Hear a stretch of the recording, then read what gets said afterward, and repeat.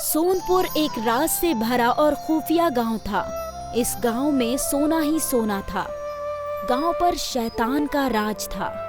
शैतान तलवारों की नोक पर गांव वालों से काम करवाता था। शैतान के चेले चाबुक से मजदूरों को मारा करते थे। फटाफट हाथ चलाओ, जल्दी जल्दी, अगर एक भी रुका तो तुम लोगों के खाल उधेड़ दूंगा। हम सब पर थोड़ा तो रहम करो, मुझे बहुत भूख लगी है। अब जब तुम काम पूरा करोगे तभी तुम्हें खाने को मिलेगा। ये हमारे आका का हुक्म है, तो जुबान चलाने से ज्यादा अपने हाथ चलाओ। चाबुक की आवाज गूंजी और मजदूर डर के मारे काम करने लगे। शैतान की फैक्ट्री में कई मजदूर काम करते थे। कुछ सोना पिघलाकर उससे सोने की ईंटें बनाते थे और कुछ सोने की ईंटें यहाँ से वहां ले जाते थे और सभी पर पहरा देते थे शैतान के बेरहम चेले, जो उन्हें चाबुक से मारा करते थे। हे ऊपर वाले, हमारी मदद करें, हमें इस कैद से आजाद करवाइए।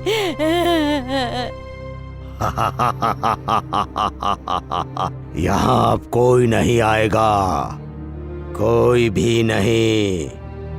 यहाँ सिर्फ मेरी हुकूमत है, मेरी। तुम्हारी आवाज कोई सुनने वाला नहीं है बुढ़िया। हे महाबली हनुमान, इस शैतान को इसके किए की सजा दीजिए, रहम कीजिए हनुमान। बूढ़ी औरत की चीख हनुमान जी के कानों तक पहुंची। मेरे भक्त मुसीबत में हैं, मुझे उनकी हिफाजत करनी ही होगी। हनुमान जी ने एक युवक का हुलिया बना लिया और उड़ते हुए सोनपुर आ पहुँचे। वो मजदूरों के बीच शामिल हो गए। शैतान का एक चेला बूढ़ी औरत पर चाबुक चलाने ही वाला था कि हनुमान जी ने उसका चाबुक रोक दिया। अरे अरे, रुक जाओ, बूढ़ी अम्मा को क्यों मार रहे हो? उनकी उम्र देखकर तुम्हें रहम नहीं आता क्या? अरे हम शैतान के शागिर्द हैं, हमें किसी पर रहम नहीं आता, ना इस बूढ़ी औरत पर और ना ही तुम पर। शैतान के चेले ने हनुमान जी पर चाबुक बरसाना शुरू किया।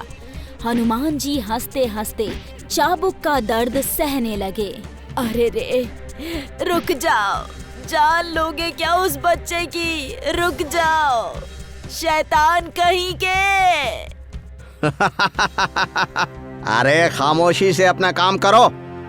हाँ, सब काम कर रहे हैं, तुम उसे मत मारो। ठीक है। शैतान का चेला वहाँ से चला गया और सारे मजदूर काम करने लगे। वो ज़ईफा खातून युवक के पास गई। बेटा, बहुत दर्द हो रहा होगा। उस जालिम ने कितना मारा है तुम्हें, शैतान कहीं का। कोई बात नहीं अम्मा, कम से कम आप बच तो गई। शुक्रिया बेटा, तुमने मेरी जान बचाई। ऊपर वाला तुझे हमेशा खुश रखे। एक तू है और एक मेरा बेटा।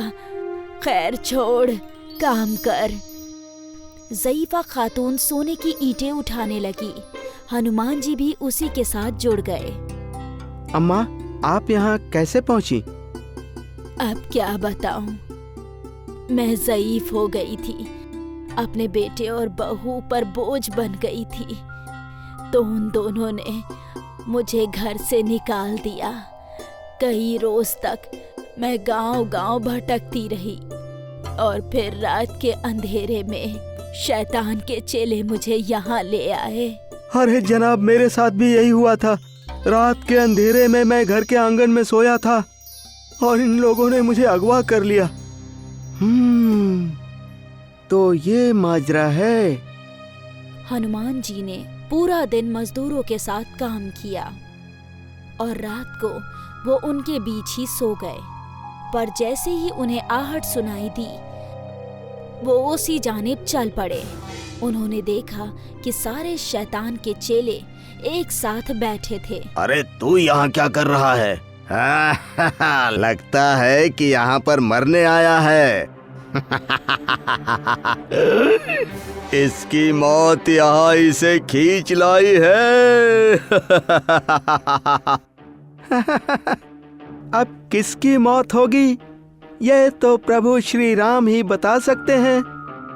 अरे इस राम भक्त की हड्डियां तोड़ दो तुम लोग। शैतान के 2 चेले लड़के की ओर बढ़ते हैं। लड़का हवा में बढ़ते हुए शैतान के चेलों पर हमला कर देता है। ये कैसा करिश्मा है? ये करिश्मा नहीं, प्रभु श्री राम की भक्ति है। क्या मतलब? लड़का हनुमान जी में बदल जाते हैं और हनुमान जी अपने बड़े से गदे से शैतान के चेलों को पीटने लगते हैं। बहुत अत्याचार किया तुम लोगों ने, तुम्हारे किए की सजा तो तुम्हें मिलेगी ही। अरे ये सब हमने अपने आका के आदेश पर किया है, हमें छोड़ दो, हमें माफ कर दो। इस गुनाह के लिए ना तो तुम्हें माफी मिलेगी और ना ही तुम्हारे आका को। हनुमान जी ने अपने गदे से कई चेलों के सिर पर मारा और वो सब जमीन में धंस गए। तुम्हारे लिए यही सजा है, कीड़े मकोड़े तुम्हें काट काट कर खा लेंगे। हनुमान जी वहाँ से उड़कर शैतान के पास पहुँचे। उठ जा जालिम, और उसे उठाकर उसे पीटने लगे। तुझे अपनी ताकत पर बहुत गुरूर है ना? सोना चाहिए तुझे? हनुमान जी ने उसके कमरे से एक सोने का खंबा उखाड़ लिया और उसी खंबे से शैतान को पीटने लगे। ओहो ओहो ओहो ओहो ओहो मर गया। ओहो नहीं नहीं नहीं, मुझे छोड़ दो, मुझे कुछ नहीं चाहिए। तूने इतने सारे मासूमों की जिंदगी खराब की, तुझे कैसे छोड़ सकता हूँ? हनुमान जी ने शैतान के सिर पर मारकर उसे भी जमीन में धंसा दिया। शैतान माफी मांगने लगा पर उन्होंने उसे माफ नहीं किया। फिर हनुमान जी मजदूरों के पास लौटे। सारे मजदूर सो रहे थे। हनुमान जी ने सभी को उठाया और बादलों में उड़ने लगे। हनुमान जी ने हर गरीब मजदूर को उसके घर छोड़ा, सिवाय उस ज़ईफ खातून के। उस ज़ईफ खातून को हनुमान जी ने एक आश्रम के आंगन में छोड़ा और वहां से रवाना हो गए। सुबह जब ज़ईफ अम्मा की नींद खुली तो वो हैरान थी, मैं यहाँ कैसे पहुँची? महाबली हनुमान जी की मेहरबानी से इस आश्रम में सब कुछ उन्हीं की मर्जी से होता है। जय हनुमान। हनुमान जी ने अपने भक्त की भी रक्षा की और सारे मजलूमों को भी उनके घर पहुंचा दिया। शैतान और उसके चेले अभी भी जमीन में धंसे पड़े हैं। लगता नहीं कि वो कभी जमीन से बाहर निकल पाएंगे। हनुमान जी ने सब कुछ ठीक कर दिया और सभी की खुशी देखकर हनुमान जी खुद भी मुस्कुराए। जय श्री राम।